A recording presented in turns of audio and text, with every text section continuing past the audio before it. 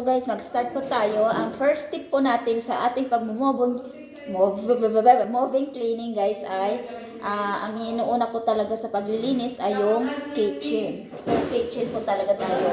Kitchen po ang dapat na unahin natin. And then the second step ay yung CR, bathroom yan. And then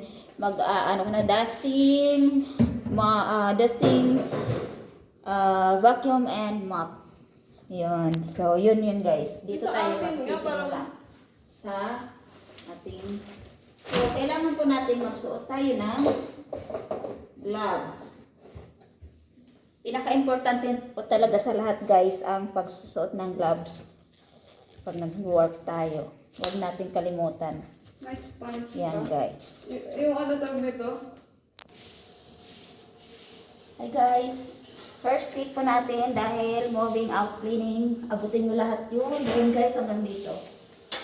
Ang maabot nyo lang, pero pag hindi nyo maabot, ito lang.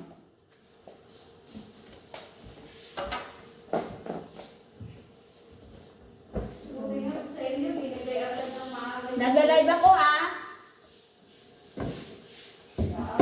Nagla-live ako. Binayaran namin yun tayo 2 days. Bayad yun. Binayaran namin kasi hindi kami pwede magawin ng ibaon ko ano.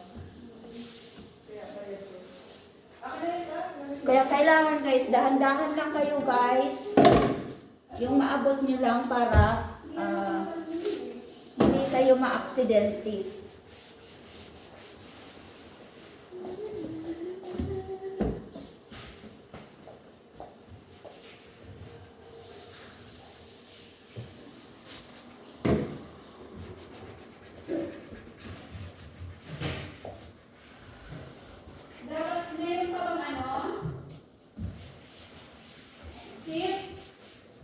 Wala ka.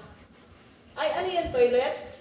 Hindi lang, ang sip kasi may pagpatanggal yan dyan sa mga ano mo, yung mga katas-katas dyan sa detalye mo, sa dingding. Maganda yun. Mag-live na nga lang ako. Ingay nyo. Sabi ko na ka-live ka. Maingay.